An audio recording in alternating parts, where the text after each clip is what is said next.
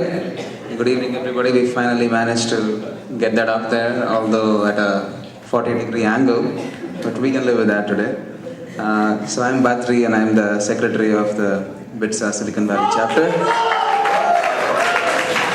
I'll keep this really short because I know we are all waiting for the more interesting programs. So what I'm going to do is a quick 5-minute update on what BITSAA SPC does, because we have a lot of non-BITSians and a bunch of first-time BITSians in the Valley who have joined Stanford right now. So we'll just do some...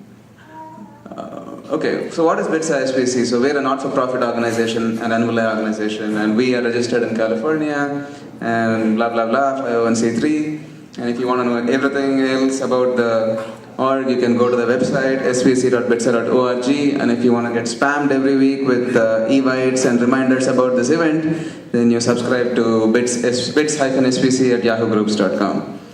So what did we do last year? So reunions, welcomes, golf events, reception for a robotics team, which I'll talk about in a minute. And if you're interested in entrepreneurship, being in the Valley, it's kind of a natural fit for BITSAA SPC. So we have a bunch of talks that you can attend as well on a Saturday morning if you wake up early enough. And so what is the robotics thing that I just talked about? So a bunch of students from Pilani actually came up with this humanoid robot. It's a pretty impressive robot actually. It's about 4 feet high, I think. And apparently it's the first humanoid robot to be made in India. And these students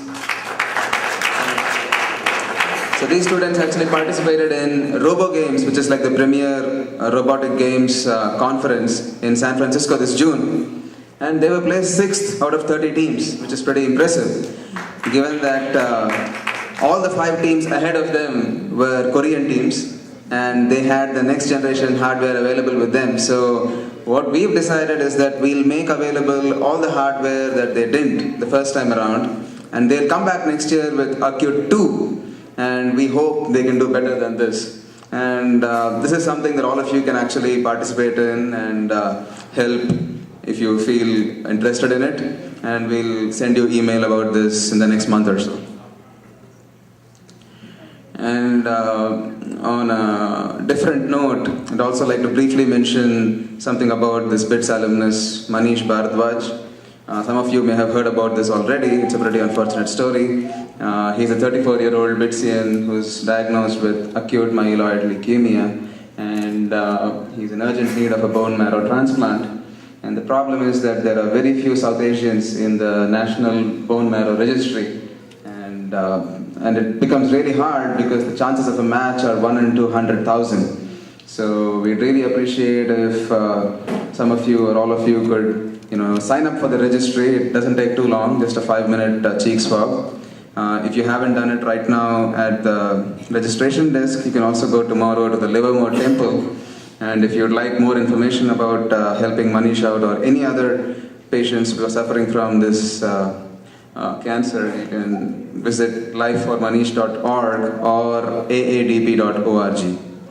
With that, I will leave it to Dileepan, the chief editor of Sandpaper, who will briefly announce the launch of Sandpaper 2.0. Thank you. Hi, I'm Dileepan Narayanan, 2000 A4PS624, and I don't remember my intro. So we'd like to take this opportunity to launch the summer 2008 edition of BITSAA Sandpaper, which is the BITSAA edition. In this issue, we've looked to give you stories that you've always wanted to hear. We have, the cover story is about the BITSAA Rajasthan Royal partnership. So Rajasthan Royals, who won IPL 2008, actually sought us out and they said they wanted a fan base. So that was a big deal for BITSAA. So we've featured that as the cover story. We also have an interesting article which talks about 3 strikes from the batches of 70s and 80s. So that makes for a very interesting read. And we have a very interesting interview with Nagarji that made me want one more Sam chart. So yeah, so we see ourselves as a disseminator of good news and a facilitator to mobilize help and support for BITSians. And for us to be successful, we also need you to recognize us in these roles and reach out to us with your updates. And you can find us at sandpaper.bitsaa.org. With that, I'd like to call upon Tanvi, who will tear open the fluff and actually show you the magazine. So.